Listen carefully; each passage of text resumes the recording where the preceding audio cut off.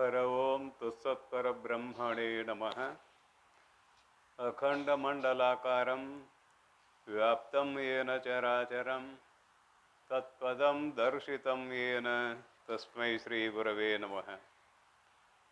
ಶಿವಂ ಶಾಂತಮದ್ವೈತಂ ಹಿ ಯದುಕ್ತಂ ಸರ್ವಶಾಸ್ತ್ರೇಷು ತದ್ರೂಪಂ ಮದ್ಗುರುವರಂ ಶ್ರೀ ಶಾಂತಾನಂದಮಹಂ ಭಜೆ.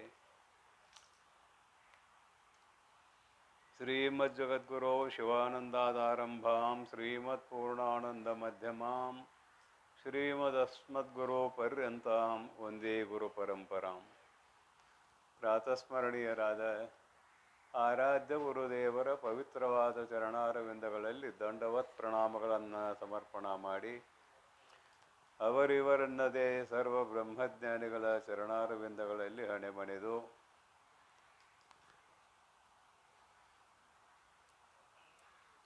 ಲೋಕಹಿತಕರಾದಂತಹ ಶಿವ ಅವತಾರಿ ಜಗದ್ಗುರು ಜಗದ್ವಂದ್ಯ ಸಿದ್ಧಾರೂಢಪ್ಪಂಗಳವರ ಚರಣಾರವಿಂದಕ್ಕೂ, ತತ್ಸ್ವರೂಪರೆಯಾದ ಮಹಾಮೌನ ಯೋಗಿ ಜಗದ್ವಂದ್ಯ ಜಗದ್ಗುರು ಶ್ರೀ ಗುರುನಾಥಾರೂಢಪ್ಪಂಗಳವರ ಚರಣಾರವಿಂದಕ್ಕೂ ಅನಂತ ನಮಸ್ಕಾರಗಳನ್ನು ಸಮರ್ಪಣ ಮಾಡಿ, ಹಾಗೆಯೇ ಗ್ರಂಥಕರ್ತರಾಗಿರುವ ಶ್ರೀಮನ್ ನಿಜಗುಣ ಶಿವಯೋಗಿಗಳವರ ಚರಣಾರವಿಂದಕ್ಕೂ ಅನಂತ ನಮಸ್ಕಾರಗಳನ್ನು ಸಮರ್ಪಿಸಿ, ಜಗದ್ಗುರು ಜಗದ್ವಂದ್ಯ ಶಿವಾನಂದಪ್ಪಂಗಳವರ ಚರಣಾರವಿಂದಗಳನ್ನು ಸ್ಮರಿಸಿ, ಸಭೆಯಲ್ಲಿ ಉಪಸ್ಥಿತರಿರುವ ಸಾಧಕ ಸಾಧಕಿಯರಾದ ತಮ್ಮೆಲ್ಲರಲ್ಲಿಯೂ ಕೂಡ ಶರಣಗಳು. ಯಮ ನಿಯಮ ಆಸನ ಹೇಳಿದರು. ಪ್ರಾಣಾಯಾಮ ಹೇಳ್ತಾ ಇದ್ದಾರೆ ಇವತ್ತಿನ ಸೂತ್ರದಲ್ಲಿ. ರೇಚಕಾದಿತ್ರಯದಿಂದೆ ಮಾಳ್ಪುದು ಸಿದ್ಧಿ ಸೂಚಕಮಾದ ಅಸು ನಿಯಮವ. ಇಲ್ಲಿ ರೇಚಕ, ಪೂರಕ, ಕುಂಭಕ ಪ್ರಾಣಾಯಾಮ ಮಾಡುವ ಪದ್ಧತಿಯನ್ನು ಹೇಳ್ತಾರೆ. ಅದಕ್ಕಾಗಿ ಅಂದರು ರೇಚಕಾದಿತ್ರಯದಿಂದೆ, ರೇಚಕ, ಪೂರಕ, ಕುಂಭಕ ಮೂರರಿಂದ ಮಾಳ್ಪುದು ಉಂಟಾಗುವುದು ಸಿದ್ಧಿ. ಇಲ್ಲಿ ಸಿದ್ಧಿ ಅಂದರೆ ನಾಡಿ ಶುದ್ಧಿ, ಅಂತಃಕರಣ ಶುದ್ಧಿ ಇವೆಲ್ಲ ತಯಾರಾಗ್ತಾವೆ. ಸಿದ್ಧಿ ಸೂಚಕಮಾದ ಅಂದರೆ ಅಂತಃಕರಣದ ಶುದ್ಧಿಗೆ ಸೂಚಕಮಾದ ನಿಯಮವನ್ನು ಸೂತ್ರದಲ್ಲಿ ಪಾಠ ಮಾಡಿದ್ದಾರೆ. ಅದು ಹೆಂಗೆ ಅನ್ನೋದು ಮುಂದೆ ಭಾಷ್ಯ ಪದ್ಯದಲ್ಲಿ ವಿಸ್ತಾರ ಆಗ್ತದೆ, ನೋಡೋಣಂತ. ಭಾಷ್ಯ ಪದ್ಯಕ್ಕೆ ಬಂದಾಗ ಓದ್ತೇನೆ ನೋಡ್ರಿ. ಒಂದು ನುಡಿ. ಪೊದುಳಿಗನಾಗಿ ಚಿತ್ತದೊಳು ಒಂದು ವಕ್ರವೂ ಇಲ್ಲದೆ ಸುಖಾಸೀನನು ಎನಿಸಿ ಗುರುಪದ ಪಂಕಜವನು ನೆನೆದು ಅಸು ನಿರೋಧನವು ಅದು ಸುದತಿ ಕೇಳ್ ಆರೈದು ಮಾಳ್ಪುದು. ಸುದತಿ ಕೇಳು, ಅದನ್ನು ಮೊದಲು ತೊಗೊಂಡ್ಬಿಡೋನು. ಎಲೈ ಸುದತಿ, ಸುಂದರವಾದ ದಂತಪರ್ತಿ ಉಳ್ಳವಳೆ, ಕೇಳು. ಪೊದುಳಿಗನಾಗಿ, ಶಾಂತ ಚಿತ್ತುಳ್ಳವನಾಗಿ, ಮನಸ್ಸಿನಲ್ಲಿ ಯಾವುದೇ ದ್ವಂದ್ವಗಳು ಇಲ್ಲದವನಾಗಿ, ಸಂತೋಷಭರಿತನಾಗಿ, ಅದನ್ನು ವಿಸ್ತಾರ ಮಾಡ್ತಾರೆ. ಪೊದುಳಿಗನಾಗಿ ಚಿತ್ತದೊಳು ಒಂದು ವಕ್ರವೂ ಇನಿತಿಲ್ಲದೆ, ಮನಸ್ಸಿನಲ್ಲಿ ಯಾವುದೇ ತಾಕಲಾಟಗಳು ಇಲ್ಲದೆ ಸಾಧಕನಾದವನು ಏಕಾಗ್ರವಾಗಿ ಇದನ್ನು ಮಾಡಬೇಕು ಅನ್ನುವ ಸೂಚನೆ ಇಲ್ಲಿ.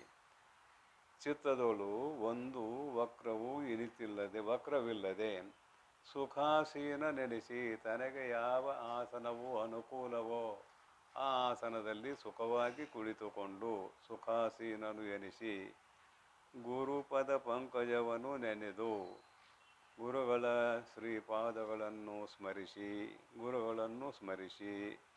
ಅಸು ನಿರೋಧನವು ಪ್ರಾಣವಾಯುವನ್ನು ನಿರೋಧಿಸುವುದು, ಅದು ಆರೈದು ಮಾಳ್ಪುದು. ಕೇಳು ಅಂತ ಮೊದಲಾಗಿದೆ. ಆರೈದು ಮಾಳ್ಪುದು, ವಿಚಾರ ಮಾಡಿ, ಗುರುಗಳು ಹೇಳಿದ ರೀತಿಯಿಂದ ವಿಚಾರ ಮಾಡಿ ಮಾಡುವುದು ಅಂತ. ಇಲ್ಲೇನು ವಿಶೇಷ ಇಲ್ಲ, ಶಬ್ದಾರ್ಥ ಅಷ್ಟ ಮುಖ್ಯ ಇದ್ದಾವೆ. ನೋಡೋಣ, ಮುಂದಿನ ನುಡಿಗೆ ಹೋಗೋಣ. ಈಗ ಮೊದಲಲ್ಲಿ ಪೂರಕವು, ಅದರಿಂದ ಕುಂಭಕವು, ಅದರಿಂದೇ ರೇಚಕವು, ಅದು ಸಮಪದವೇನೆ ಮಾತ್ರೆ 12ರಿಂದ ಮುಕ್ತಿ ವಿಧನಾಗಿ ಮಾಡ್ಬೋದು ಈ ಕ್ರಮದಿಂದ. ಇಲ್ಲಿ 12 ಮಾತ್ರೆಗಳನ್ನು ಹೇಳ್ತಾರೆ. ರೇಚಕ ಮಾಡ್ಲಿಕ್ಕೆ 12 ಮಾತ್ರೆ, ಕುಂಭಕ ಮಾಡ್ಲಿಕ್ಕೆ 12 ಮಾತ್ರೆ, ಪೂರಕ ಮಾಡ್ಲಿಕ್ಕೆ 12 ಮಾತ್ರೆ ಆರಂಭ ಇದು. ಆಮೇಲೆ 24 ಮಾತ್ರೆಗೆ ಹೋಗಲಿಕ್ಕೆ ಅವಕಾಶ ಇದೆ, ಅದನ್ನು ಹೇಳ್ತಾರೆ. ಆಮೇಲೆ 36 ಮಾತ್ರೆಗೆ ರೇಚಕ, ಪೂರಕ, ಕುಂಭಕ ಈ 3 ತೆರನಾಗಿ ವಿಭಾಗ ಮಾಡಿ ಕೆಳಗಿನ ಭಾಷಾ ಪದ್ಯದಲ್ಲಿ ಹೇಳ್ತಾರೆ. 12 ಮಾತ್ರ ಯುಕ್ತವಾಗಿ ಪ್ರಾಣಾಯಾಮವನ್ನು ಮಾಡುವವನು ಅಧಮ. 24 ಮಾತ್ರ ಯುಕ್ತದಿಂದ ಪ್ರಾಣಾಯಾಮ ಮಾಡುವವನು ಮಧ್ಯಮ. 36 ಮಾತ್ರೆಗಳ ಯುಕ್ತನಾಗಿ ಪ್ರಾಣಾಯಾಮ ಮಾಡುವವನು ಉತ್ತಮ ಅಂತ ವಿಭಾಗ ಮಾಡ್ತಾರೆ. ಮುಂದೆ ನೋಡೋಣ. ಈಗ ಏನು ಮಾತ್ರೆ ಅಂದರೆ ಏನೋ ಅದ್ರ ಬಗ್ಗೆ ಒಂದು ಮಾತು ಹೇಳ್ತೇನೆ. ಮಾತ್ರೆ ಅಂದರೆ ಲಘು ಅಕ್ಷರವನ್ನು ಉಚ್ಚಾರ ಮಾಡುವ ಕಾಲವು ಎಷ್ಟೋ ಅದು ಮಾತ್ರೆ. ಗುರು ಅಕ್ಷರ, ಲಘು ಅಕ್ಷರ ಅಂತ ಇದಾವೆ. ನಮ್ಮಲ್ಲಿ ಎಲ್ಲ ಸ್ವರ ಅಕ್ಷರದಲ್ಲಿ ತಿಳಿಸ್ಲಿಕ್ಕೆ ಅವಕಾಶ ಇದೆ. ಅ ಅಂದರೆ ಲಘು ಅಕ್ಷರ, ಆ ಅಂದರೆ ದೀರ್ಘ ಅಕ್ಷರ. ಇಲ್ಲ ಅದರ ಮೇಲೆ ಸಂಗೀತದಲ್ಲಿ ಹೇಳಿದ್ದಾರೆ, ಸಾಮವೇದದಲ್ಲಿ ಊ ಅಂತ ಹೇಳಿದ್ದಾರೆ, ಅದು ತ್ರಿಮಾತ್ರೆ. ಒಂದು ಹ್ರಸ್ವ ಅಕ್ಷರವನ್ನು ಉಚ್ಚಾರ ಮಾಡುವ ಕಾಲವು ಎಷ್ಟೋ ಅದು ಛಂದಶಾಸ್ತ್ರದಲ್ಲಿ ಮಾತ್ರೆ ಅಂತ ಕರೆಸಿಕೊಳ್ತಾರೆ. 12 ಒಂದು ಮಾತ್ರೆ ಅಂದರೆ 12 ಮಾತ್ರೆ. 12 ಲಘು ಅಕ್ಷರಗಳನ್ನು ಉಚ್ಚಾರ ಮಾಡುವಷ್ಟು ಕಾಲ ಗಾಳಿಯನ್ನು ಒಳಗೆ ತೆಗೆದುಕೊಳ್ಳುವುದು. ಅದೇ 12 ಮಾತ್ರೆಗಳನ್ನು ಅಂದರೆ 12 ಅಕ್ಷರಗಳನ್ನು, ಲಘು ಅಕ್ಷರಗಳನ್ನು ಉಚ್ಚಾರ ಮಾಡುವಷ್ಟು ಕಾಲ ಕುಂಭಕ ಮಾಡುವುದು.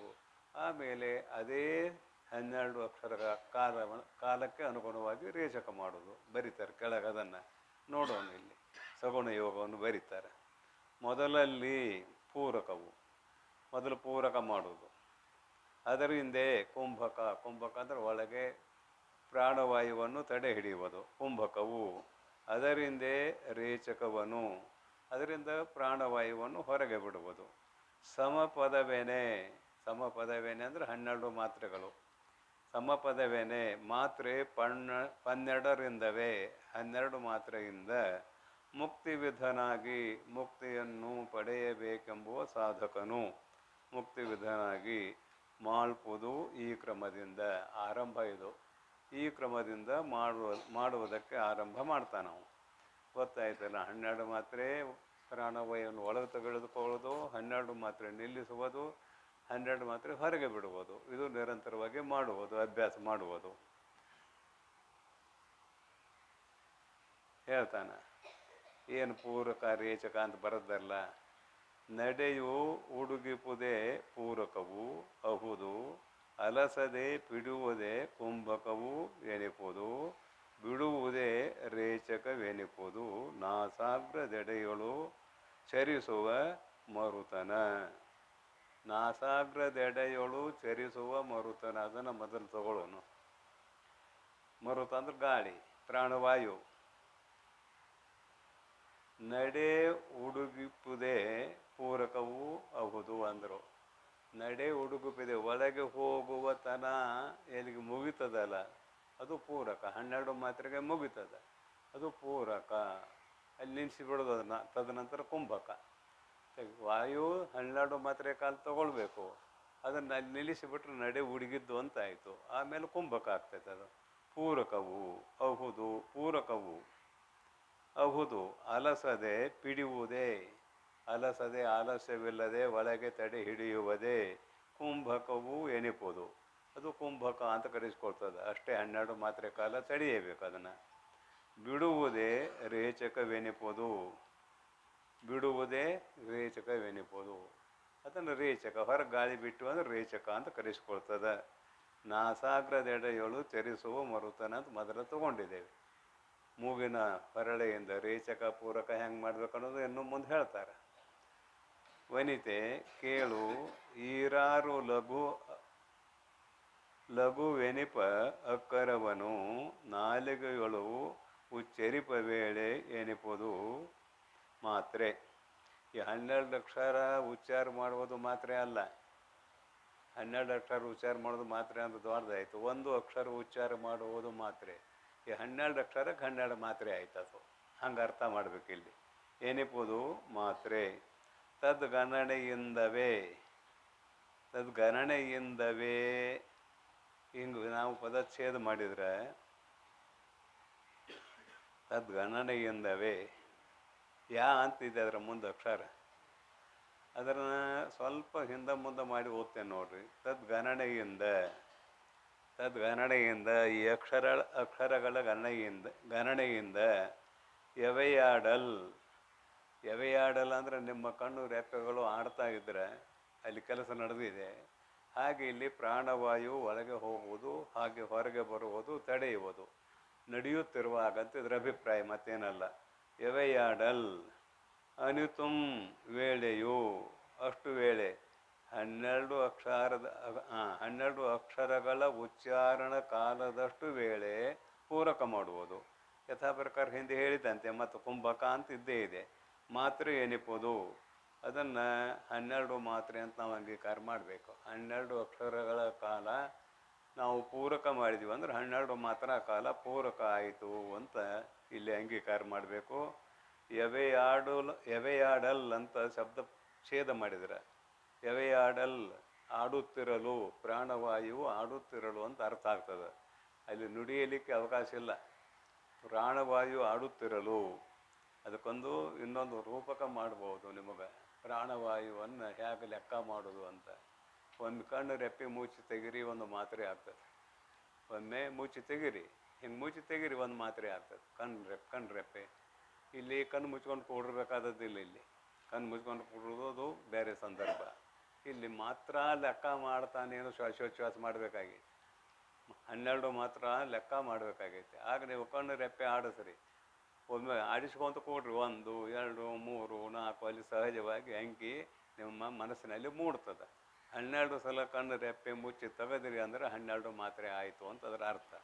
ಇದರಂತೆ ಪೂರಕದಲ್ಲಿ, ಕುಂಭಕದಲ್ಲಿ, ರೇಚಕದಲ್ಲಿ ಅನುಷ್ಠಾನ ಮಾಡಲಿಕ್ಕೆ ಅನುಕೂಲ ಆಗ್ತದೆ. ಇದು ಮತ್ತೇನಿಲ್ಲ. ಇಲ್ಲಿ ಕಣ್ಣು ಮುಚ್ಚಿಕೊಂಡು ಕೂಡುವಂಥ ಕೆಲಸ ಇಲ್ಲ. ಪ್ರಾಣವಾಯುವಿನ ಮೇಲೆ ಲಕ್ಷ್ಯ ಇರಬೇಕಷ್ಟೇ, ಮತ್ತೇನಿಲ್ಲ. ಆದುದರಿಂದ ಕಣ್ಣು ರೆಪ್ಪೆ ಆಡ್ತಾ ಇದ್ದರೆ ನಿಮಗೆ ಸಹಜವಾಗಿ 12 ಮಾತ್ರೆಗಳನ್ನು ಎಣಿಸುವುದಕ್ಕೆ ಅನುಕೂಲ ಆಗ್ತದೆ. ಅಂತ ಹೇಳಿದ್ರೆ ಬಾಯಿಂದ ಉಸಿಲು ಹೊರಗೆ ಹೋಗ್ತದೆ. ಉಸಿಲು ಹೊರಗೆ ಹೋಯಿತು. ಪೂರಕ ಮಾಡುವಾಗ ಉಸಿಲು ಹೊರಗೆ ಹೋದ್ರೆ ತಪ್ಪಾಗ್ತದೆ. ಪೂರಕ ಮಾಡ್ತಾ ನೀವು ಕಣ್ಣು ರೆಪ್ಪೆಯನ್ನು ಮುಚ್ಚೋದು ತೆಗೆದು ಮಾಡೋದರಿಂದ ಯಾವ ಬಾಧಕ ಇಲ್ಲ ಇಲ್ಲಿ ಪ್ರಾಣವಾಯುವಿಗೆ. ಗೊತ್ತಾಯ್ತನ? ಈ ರೀತಿಯಾಗಿ 12 ಮಾತ್ರೆಗಳ ಕಾಲ ಪೂರಕ ಮಾಡುವುದು. ಅಲ್ಲಿ ನಡೆ ಹುಡುಗಿದ್ದೇ ಪೂರಕ ಅಂತ ಹೇಳಿದ್ರಲ್ಲ, ಒಳಗೆ ಹೋಗಿ ಪ್ರಾಣವಾಯು ಎಳೆದು ಮುಗೀತಂದ್ರೆ ಅದು ನಿಂತ. ಇಲ್ಲಿ ಏನಿಪ್ಪುದು ಮಾತ್ರೆ ತದ್ಗಣನೆಯಿಂದ ಎವೆಯಾಡಲ್ ಅನಿತು ವೇಳೆಯು ಮಾತ್ರೆ ಎಣಿಪುದು. ಅಷ್ಟು ವೇಳೆಯು ಅಷ್ಟು ಮಾತ್ರೆಗಳೇ ಆಗ್ತದೆ. 12 ಮಾತ್ರೆಗಳು ಅಂತ ಅಂಗೀಕಾರ ಮಾಡಬೇಕು. ಇಲ್ಲಿ ಜಾತ್ಯ ಏಕವಚನ ಅಂತ ಅಂಗೀಕಾರ ಮಾಡಿದ್ರೆ ಹೊಂದುಗಡೆ ಆಗ್ತದೆ. ಮಾತ್ರೆ ಎಣಿಪುದು. ಇನ್ನು 12 ಅಕ್ಷರಗಳ ಕಾಲ ಒಂದು ಮಾತ್ರೆ ಅಂತ ಅರ್ಥ ಮಾಡಿದರೆ ಅದು ಹೊಂದುಗಡೆ ಆಗೋದಿಲ್ಲ. ಇಷ್ಟು ಉಚ್ಚಾರ ಮಾಡಿದರೆ ಒಂದು ಮಾತ್ರೆ. ಛಂದಶಾಸ್ತ್ರದಲ್ಲಿ ಬರೆದಿದ್ದಾರೆ ಇದನ್ನು. ಆದುದರಿಂದ ಒಂದು ಲಘು ಅಕ್ಷರ, ಲಘು ಗುರು ಗೊತ್ತಾಗ್ತಾವಲ್ಲ, ದೀರ್ಘಾಕ್ಷರ ಗುರು ಆಗ್ತದೆ, ಹ್ರಸ್ವ ಅಕ್ಷರ ಲಘು ಆಗ್ತದೆ. ಅದನ್ನು ಮತ್ತೆ ಛಂದಶಾಸ್ತ್ರದ ವಿಷಯ ಬೇಡ, ಇಷ್ಟ ಸಾಕು ನಮಗೆ. ಮಾತ್ರೆ ಎಣಿಪುದು. ಮುಂದೆ 12 26 36 ಇವೊಂದೆರಡು ಶಬ್ದ ಬೇರೆ ಬಂದು ನೋಡು. 26 36 ಇವು ಮರಾಠಿ ಅಂತೀರೋ ಹಿಂದಿ ಅಂತೀರೋ ಏನಾದರೂ ಅನ್ರಿ, ಅಂತೂ ಬಂದವು. ಮುಂದೆ 12 ಮಾತ್ರ ಅಭ್ಯಾಸ ಮಾಡೋ ಒಬ್ಬಿದಾನ. 24 ಮಾತ್ರೆಗಳ ಕಾಲ ಪ್ರಾಣವಾಯು ತೆಗೆದುಕೊಳ್ಳುವುದು, ತಡೆ ಹಿಡಿಯುವುದು, ಅಷ್ಟೇ ಸಮಯ ಬಿಡುವುದು. ಇದು 24 ಮಾತ್ರೆ. 36 ಅಂದರೆ 36 ಮಾತ್ರೆಗಳ ಕಾಲ ಪ್ರಾಣವಾಯು ಒಳಗೆ ತೆಗೆದುಕೊಳ್ಳುವುದು, ಕುಂಭಕ ಅಷ್ಟೇ ಮಾಡೋದು, ಹೊರಗೆ ಬಿಡುವುದು. ಚತೀಸಂಗಳ್ ಎಂದು ಎನಿಸುವ ಮಾತ್ರೆಯೊಡಗೂಡಿ ಈ ಮಾತ್ರೆಗಳಿಂದ ಕೂಡಿಕೊಂಡು ಪ್ರಾಣಾಯಾಮವನ್ನು ಅಭ್ಯಾಸ ಮಾಡುವವರು 3 ಜನರಿದ್ದಾರೆ, ಬರೀತಾರೆ.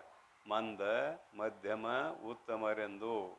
12 ಮಾತ್ರ ಕಾಲ ಮಾಡುವವನು ಮಂದ, 24 ಮಾತ್ರ ಕಾಲ ಮಾಡುವವನು ಮಧ್ಯಮ, 36 ಮಾತ್ರೆಗಳ ಕಾಲ ದೀರ್ಘ ಶ್ವಾಸೋಚ್ಛ್ವಾಸ, ದೀರ್ಘವಾಗಿ ಶ್ವಾಸ ತಗೋಬೇಕು, ದೀರ್ಘವಾಗಿ ತಡೆ ಹಿಡಿಬೇಕು, ದೀರ್ಘವಾಗಿ ಬಿಡಬೇಕು. 36 ಮಾತ್ರೆ ಅಂದರೆ ಹೆಚ್ಚಿಗೆ ಅಭ್ಯಾಸ ಮಾಡಿದವನಿಗೆ ಮಾತ್ರ ಸಾಧ್ಯ.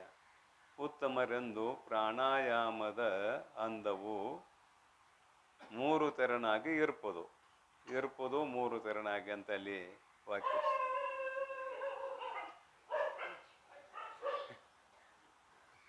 ಮೂರು ತೆರನಾಗಿ ಇರ್ಪದು. ಇದರ ಅಂದವು, ಇದರ ರೀತಿಯು 3 ತೆರನಾಗಿ ಇರ್ಪದು ಅಂತ ಅನ್ವಯ. 3 ತೆರನಾಗಿ ಇರ್ಪದು. ಇರ್ಪದು ಅನ್ನೋ ಶಬ್ದ ಹಿಂದಿದೆ, 3 ತೆರನಾಗಿ ಅನ್ನೋ ಶಬ್ದಗಳು ಮುಂದಿದ್ದಾವೆ. ಹಿಂದಕ್ಕೆ ಅನ್ವಯ ಮಾಡಿಕೊಡ್ರಿ. 3 ತೆರನಾಗಿ ಇರ್ಪದು. ಇಲ್ಲಿ 3 ವಿಧ ಹೇಳಿದರು. 12 ಮಾತ್ರಾ ಕಾಲ, 24 ಮಾತ್ರೆಗಳ ಕಾಲ, 36 ಮಾತ್ರೆಗಳ ಕಾಲ ಈ ಶ್ವಾಸೋಚ್ಛ್ವಾಸ ನಡಿಬೇಕಾಗ್ತದೆ ಅಂತ ಅಭಿಪ್ರಾಯ ಆಯಿತು. ಮುಂದೆ ಏನು ಬರೀತಾರೆ ನೋಡ್ರಿ. ನಿಲಿಪುದು, ಎಲ್ಲೆಲ್ಲಿ ನಿಲ್ಲಿಸುವುದು ಅಂತ ಬರೀತಾರೆ.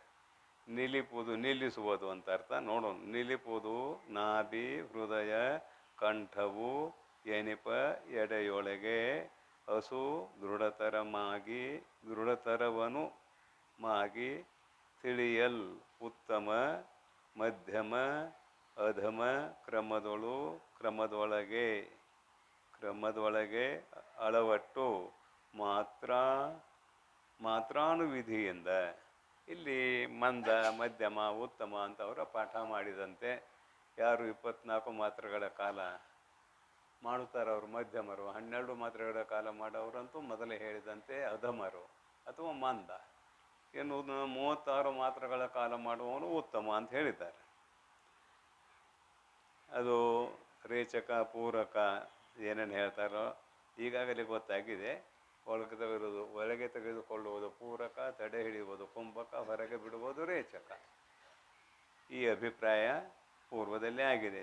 ತಿಳಿ ನಾಭಿ ಕಂದವೇ ಮನೆಯಾಗಿ. ಇವು ನಿಲ್ಲಿಸೋ ಜಾಗ ಎಲ್ಲೆಲ್ಲಿ ಅಂತ ಹೇಳಿದ್ರು ಅಂತ ಹೇಳಲ್ಲ. ಅದನ್ನು ನಿಲಿಪುವುದು ನಾಭಿ, ನಮ್ಮ ಪ್ರಾಣವಾಯುವನ್ನು ನಾಭಿ ದೇಶದಲ್ಲಿ ನಿಲ್ಲಿಸುವುದು ಒಂದು ಜಾಗ ನಾಭಿ. ಹೃದಯ, ಆಮೇಲೆ ಇಲ್ಲಿ ಹೃದಯ ಅರ್ಧಾಕಾಶ ಅಂತ ಏನು ಕರಿತೇವೆ, ಇಲ್ಲಿ ನಿಲ್ಲಿಸುವುದು ಹೃದಯ. ಆಮೇಲೆ ಕಂಠ ದೇಶದಲ್ಲಿ ನಿಲ್ಲಿಸುವುದು. ಎಲ್ಲಿ ನಿಲ್ಲಿಸುವುದು? ವಾಯು ಮುಖ್ಯವಾಗಿರುವುದೇ ನಾಭಿಕಂದದಲ್ಲಿ. ಅದರ ಜಾಗ ಇದು ಮನೆ. ನಾಭಿಕಂದ ಅಂದರೆ ಹೊಕ್ಕಳು, ಅಲ್ಲಿ ನಿಲ್ಲಿಸುವುದು ಅಂದರು. ಆಮೇಲೆ ಹೃದಯದಲ್ಲಿ ನಿಲ್ಲಿಸುವುದು ಅಂದರು. ಆಮೇಲೆ ಕಂಠದಲ್ಲಿ ನಿಲ್ಲಿಸುವುದು. 3 ಜಾಗ ಇದಾವೆ. 3 ಜಾಗದಲ್ಲಿ ಮಾತ್ರ ಅನುಸಂಧಾನ ಮಾಡುವವರು ನಾಭಿಯಲ್ಲಿ ಮೊದಲು ಅಭ್ಯಾಸ ಮಾಡ್ತಾರೆ, ತದನಂತರ ಹೃದಯಕ್ಕೆ ಹೋಗ್ತಾರೆ, ತದನಂತರ ಕಂಠ ದೇಶಕ್ಕೆ ಹೋಗ್ತಾರೆ. ನಿಲ್ಲಿಸುವ ಜಾಗಗಳಿವು. ನಿಲಿಪುದು ನಾಭಿ ಹೃದಯ ಕಂಠವೆನಿಪೆಡೆ 3 ಜಾಗ. ಕಂಠವೆನಿಪೆಡೆಯೋಳು ಎನಿಪ ಎಡೆಯೊಳಗೆ ಹಸು ದೃಢತರಮಾಗಿ, ಕುಂಭಕ ಹೇಳಕತ್ತಾರ, ಹಸು ದೃಢತರಮಾಗಿ ತಿಳಿಯಲು ಉತ್ತಮ ಮಧ್ಯಮ ಅಧಮ ಕ್ರಮದೊಳಗೆ ಅಳವಟ್ಟ ಮಾತ್ರಾನುವಿಧಿಯಿಂದ. ಅದೇ ಹೇಳಿದಂತೆ 12, 24, 36 ಈ ಮಾತ್ರ ವಿಧಿಯಿಂದ ಮಂದ ಮಧ್ಯಮ ಉತ್ತಮ ಪ್ರಾಣಾಯಾಮ ಎಂದು ತಿಳಿದುಕೊಳ್ಳುವುದು ಅಂತ ಅಭಿಪ್ರಾಯ. 3 ವಿಧವಾದ ಪ್ರಾಣಾಯಾಮ. ಮುಂದಿನ ನುಡಿಯಲ್ಲಿ ಇದನ್ನು ಮುಂದುವರಿಸ್ತಾರೆ. ತಿಳಿ ನಾಭಿ ಕಂದವೇ ಮನೆಯಾಗಿ, ನಾಸಾಗ್ರದೊಳು ಸುಳಿವ ಅನಿಲನ ಗತಿಯದು ಒಳಪೊಗುವುದು ಅಪಾನವೆನಿಪುದು ಪೊರಮೊಡಲ್ ಎಲೆ ನೀರೇ ಪ್ರಾಣವೆನಿಸುತ್ತಿರ್ಪು. ಅದು ಯಾವಾಗ ಪ್ರಾಣ ಅಂತ ಕರೆಸ್ಕೊಳ್ತದೆ ಗಾಳಿ, ಯಾವಾಗ ಅಪಾನ ಅಂತ ಕರೆಸ್ಕೊಳ್ತದೆ. ಇದರಂತೆ ಉದಾನ ವಗೈರೆ ಪಾಠ ಮಾಡಿದ್ದಾರೆ ಪೂರ್ವದಲ್ಲಿ. ಇಲ್ಲಿ ನೋಡಿ ಇದ್ದದ್ದಷ್ಟ ತಗೊಳ್ಳೋಣ ಈಗ. ನಾಭಿ ಕಂದವೇ ಮನೆಯಾಗಿ, ಈ ಪ್ರಾಣವಾಯುವಿಗೆ ನಾಭಿ ಕಂದವೇ ಅರ್ಥಾತ್ ನಮ್ಮ ಹೊಕ್ಕಳು ಪ್ರದೇಶವೇ ಮನೆಯಾಗಿ ಇರುವ ಸ್ಥಳವಾಗಿ, ನಾಸಾಗ್ರದೊಳು ಅಗ್ರ ಬಂತು ನೋಡ್ರಿ ಇಲ್ಲಿ, ನಾಸಾಗ್ರದೊಳು ಅಂದ್ರೆ ಇಲ್ಲೇ ಅಂತ ಹೇಳೈತಿ ನಿನ್ನೆ. ಒಳಗೆ ಹೊರಗೆ ಹೋಗಿ ಬರೋದು ಈ ಜಾಗವೇ ನಾಸಾಗ್ರದೊಳು. ಸುಳಿವ ಅನಿಲನ, ಮತ್ತು ನಾಸಾಗ್ರ ಅಂದ್ರೆ ಇಲ್ಲೇನು ಸುಳಿತೈತೇನ, ಇಲ್ಲಿ ಸುಳಿಯೋದಿಲ್ಲ, ಇಲ್ಲೇ ಹೋಗೋದು ಬರೋದು ಮಾಡ್ತದೆ. ಅದಕ್ಕೆ ನಾಸಾಗ್ರ ಅಂದ್ರೆ ಇಲ್ಲಿ ಬರುವ ಮಧ್ಯಸ್ಥಾನಕ್ಕೆ ಹೋಗ್ಬೇಕು ನಾವು. ನಾಸಾಗ್ರದೊಳು ಸುಳಿವ ಸಂಚರಿಸುವ ಅನಿಲನ ಅಂದ್ರೆ ಗಾಳಿಯ, ಅನಿಲನ ಗತಿಯದು ಇಲ್ಲಿ ಅನಿಲ ಎಲ್ಲಿ ಸಂಚಾರ ಮಾಡ್ತದ, ಘ್ರಾಣೇಂದ್ರಿಯದಲ್ಲೇ ಸಂಚಾರ ಮಾಡ್ತದ. ನಿಮ್ಮ ಅಭ್ಯಾಸಕ್ಕೆ ಅನುಗುಣವಾಗಿ ರೇಚಕ ಪೂರಕ ಹೇಗೆ ಮಾಡ್ಬೇಕು ಅನ್ನೋದನ್ನು ಹೇಳಿಕೊಡ್ತಾರೆ ಅವರು. ಸುಳಿವುದು ಅನಿಲನ ಗತಿಯದು, ಒಳಪುಗುವುದು ಅಪಾನವೇ, ಒಳಗೆ ಹೋಗುವುದು ಅಪಾನ ಅಂತ ಬರೆದ್ರು ನೋಡ್ರಿ. ಈ ಪೂರ್ವದಲ್ಲಿ ಒಮ್ಮೆ ಹೇಳಿ ಆಗಿದೆ ಅಪಾನ ಇದ್ರ ಕೆಲಸ ಏನೋ ಎಂತು ಅಂತ. ನಾವು ಊಟ ಮಾಡಿದ ಆಹಾರ ಗಟ್ಟಿ ಇದೆ, ನಾವು ಎಲ್ಲಿವರೆಗೆ ಪ್ರಯತ್ನ ಮಾಡಿ ದೂಡ್ತೇವೆ ಅದನ್ನು, ಕಂಠದವರೆಗೆ ಪ್ರಯತ್ನ ಮಾಡಿ ದೂಡ್ತೇವೆ. ಅದರ ಮೇಲೆ ಹೋಗ್ಬೇಕಲ್ಲ, ಕರಳಿನಲ್ಲಿ ಅದ, ಕರಳಿನಲ್ಲಿ ಹೋಗ್ಬೇಕಾದ್ರೆ ವಾಯು ಎಳ್ಕೊಂಡು ಹೋಗ್ತದೆ ಅದನ್ನು ಅಪಾನ ವಾಯು ಅಂತ ಕರೆಯುತ್ತೇವೆ. ಕೆಳಗೆ ಎಳೆದುಕೊಂಡು ಹೋಗುತ್ತದೆ. ಅದು ಇದು ಇರುವ ಜಾಗ ಅದರ ಕೆಲಸ ಮೊದಲು ಹೇಳ್ಕೊಂಡು ಬಂದಾರೆ. ಅದು ಮಲಮೂತ್ರಾದಿಗಳನ್ನ ಹೊರಗೆ ಹಾಕುವುದು ಅಂತ ಹೇಳ್ಕೊಂಡು ಬಂದಾರೆ. ಅಂತೂ ಈಗ ಒಳಗೆ ಹೆಂಗೆ ಹೋಗ್ತದೆ ಆಹಾರ ಅನ್ನೋದು ನಮಗೆ ಸಹಜ ಆಗೈತೆ, ಅದು ಗೊತ್ತಿಲ್ಲ. ಆದರೆ ಅಲ್ಲಿ ಅಪಾನ ವಾಯುವು ಅಲ್ಲಿ ಬಂತಂದ್ರೆ ಅಪಾನ ವಾಯು ಅಂತ ಅದಕ್ಕೆ ಹೆಸರು. ಒಳಗೆ ಎಳ್ಕೊಂಡು ಹೋಗ್ತದೆ ಅದು. ಒಳಗೆ ಪುಗುವುದು ಅಪಾನವೆನಿಪುದು. ಹೊರಮಡಲ್ ಅದೇ ವಾಯು ಹೊರಗೆ ಹೋಗಲು. ಹೊರಮಡಲ್ ಎಲೆ ನೀರೇ ಪ್ರಾಣವೆನಿಸುತ್ತಿರಕು. ಹೊರಗೆ ಹೋಯ್ತಂದ್ರೆ ಪ್ರಾಣ, ಒಳಗೆ ಬಂತಂದ್ರೆ ಅಪಾನ. ಪ್ರಾಣ ಅಪಾನ, ಪ್ರಾಣ ಅಪಾನ. ಇಲ್ಲೇನೂ ಇಲ್ಲ, ಶಬ್ದಾರ್ಥ ಅಷ್ಟೇ, ವಿಶೇಷವಾದ ವಿಚಾರ ಇಲ್ಲೇನಿಲ್ಲ. ಬರೀತಾರೆ ನೋಡ್ರಿ, ಎಡದಲ್ಲಿ ಪೂರಿಸಿ ನಿಂದೊಡೆ ಬಲದಲ್ಲಿ ಬಿಡುವುದು, ಬಲದಲ್ಲಿ ಪೂರಿಸಿ ಎಡದಲ್ಲಿ ರೇಚಿಸುವುದು,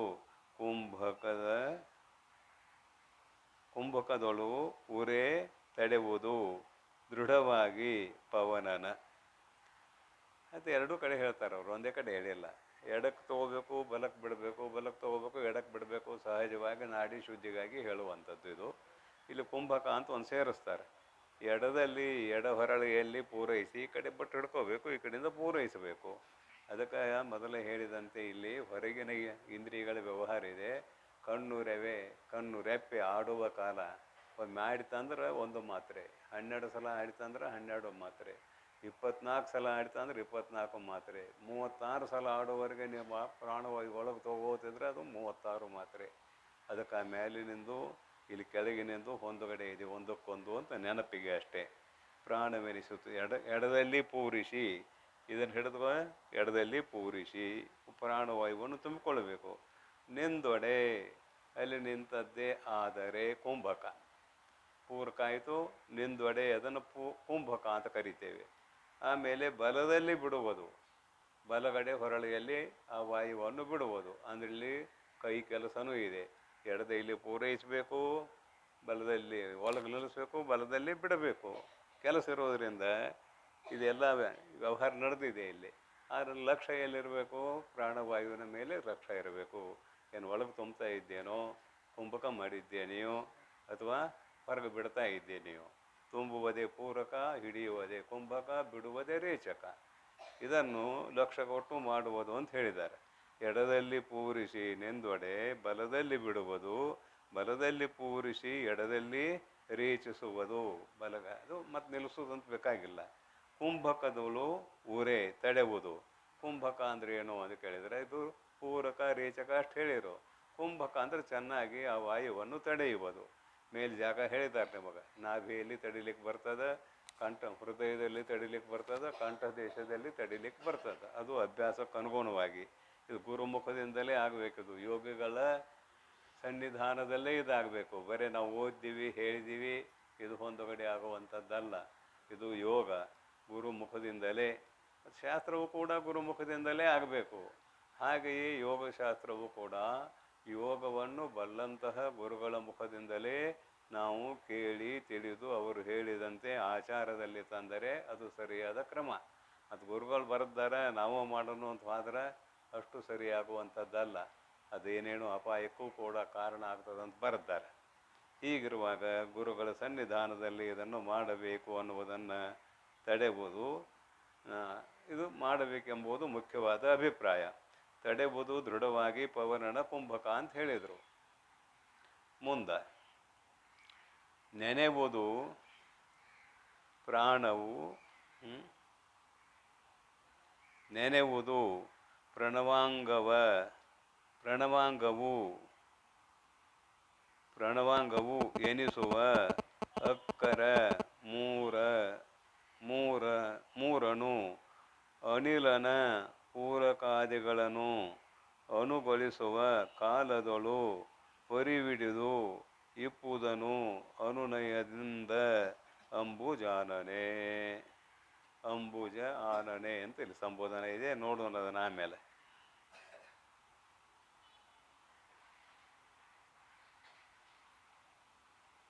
ಪ್ರಣವಾಂಗವೆನಿಸುವ ನೆನೆವುದು ಆಮೇಲೆ ಅನ್ವಯ. ಪ್ರಣವಾಂಗವೆನಿಸುವ ಅಕ್ಕರ ಮೂರನು, ಅಕಾರ ಉಕಾರ ಮಕಾರ. ಪ್ರಣವಾಕ್ಷರದಲ್ಲಿ ಅಕಾರ ಇದೆ, ಉಕಾರ ಇದೆ, ಮಕಾರ ಇದೆ. ಅದಕ್ಕಂತಾರ ಪ್ರಣವಾಂಗವೆನಿಸುವ ಅಕ್ಕರ ಮೂರನು ಅಂದ್ರೆ ಓಂಕಾರದಲ್ಲಿ ಇರತಕ್ಕಂತಹ ಮೂರು ಅಕ್ಷರಗಳನ್ನು ನೆನೆಯುವುದು. ಅದನ್ನು ನೆನೆಸುತ್ತಾ ಅಕಾರ ಉಕಾರ ಮಕಾರಗಳನ್ನು ಸ್ಮರಣೆ ಮಾಡುತ್ತಾ ಅನಿಲನ ಪೂರಕಾದಿಗಳನ್ನು ಅನುಗೊಳಿಸಿ ನಿಮ್ಮ ಪ್ರಾಣವಾಯುವನ್ನು ಪೂರಕ ಕುಂಭಕ ರೇಚಕ ಕ್ರಮದಲ್ಲಿ ಅನುಗೊಳಿಸಿ ಹೊಂದಾಣಿಕೆಯಾಗಿ ಮಾಡಿಕೊಂಡು ಅನುಗೊಳಿಸುವ ಕಾಲದಳು ಅಂದರೆ ನೀವು ಪ್ರಾಣಾಯಾಮವನ್ನು ಮಾಡುವ ಕಾಲದಳು ಪರಿವಿಡಿದು ಕ್ರಮದಿಂದ ಇಪ್ಪುದು ಅನುನಯದಿಂದ ಇಪ್ಪುದು ಅಂದರೆ ಕ್ರಮದಿಂದ ಇರುವಂಥದ್ದು. ಅನುನಯದಿಂದ ಅಂದರೆ ಅಲ್ಲಿ ಲಕ್ಷ್ಯವನ್ನು ಕೊಟ್ಟೇ ಮಾಡತಕ್ಕದ್ದು. ಅಂಬುಜ ಆನನೆ. ಅಂಬುಜ ಅಂದರೆ ಮತ್ತು ಕಮಲದಂತಹ ಮುಖೋಳ್ಳವಳೆ ಅಂತ ಇಲ್ಲಿ ಸಂಬೋಧನ. ಈ ರೀತಿಯಾಗಿ ಪ್ರಾಣಾಯಾಮವನ್ನು ಮಾಡುವ ವಿಷಯವನ್ನು ಈ ಪದ್ಯದಲ್ಲಿ ಹೇಳ್ತಾ ಇದ್ದಾರೆ. ಮುಂದಿನ ನುಡಿ ನೋಡೋಣ, ಏನು ಫಲ ಸಿಗ್ತದೆ ಇದಕ್ಕನ್ನೋದು ಹೇಳ್ತಾರೆ. 16 ದಿವಸವು ಎಂತು ಎಸಗಲ್ಕೆ ಸೌಖ್ಯ ಸಂಪದದ ಆಗು, ಬಳಿಕ 1 ಮಾಸಕ್ಕೆ ಪುದಿದ ಪಾಪಕ್ಷಯವು ಅಹುದು ಅಸುರೋಧನವು ಅದರಿಂದೆ ಯೋಗಿಗೆ ಕರಣೀಯ. ಏನು ಬರೆದ್ರು? 16 ದಿನಗಳ ಕಾಲ ನೀವು ಇದನ್ನು ಮಾಡಿದ್ದೇ ಆದರೆ ಸೌಖ್ಯ ಸಂಪದದ ಆಗು, ನಿಮಗೆ ಶರೀರದಲ್ಲಿ ಸೌಖ್ಯ ಉಂಟಾಗುತ್ತದೆ. ನಿಮ್ಮ ಸ್ಥೂಲ ಶರೀರದಲ್ಲಿ ಸೌಖ್ಯವು ಉಂಟಾಗುತ್ತದೆ ಅಂತ ಇದರ ಅರ್ಥ. ಸೌಖ್ಯ ಉಂಟಾಗುವುದು, ಸೌಖ್ಯ ಸಂಪದದ ಆಗು. ಬಳಿಕ 1 ಮಾಸಕ್ಕೆ, ಆಮೇಲೆ ನೀವು 1 ತಿಂಗಳ ಕಾಲ ಬಿಡದೆ ಇದನ್ನು ಅಭ್ಯಾಸ ಮಾಡಿದ್ದೇ ಆದರೆ ಪುದಿದ ತುಂಬಿದ ನಿಮ್ಮ ಸೂಕ್ಷ್ಮ ಶರೀರದಲ್ಲಿ ತುಂಬಿದ ಪಾಪಕ್ಷಯವು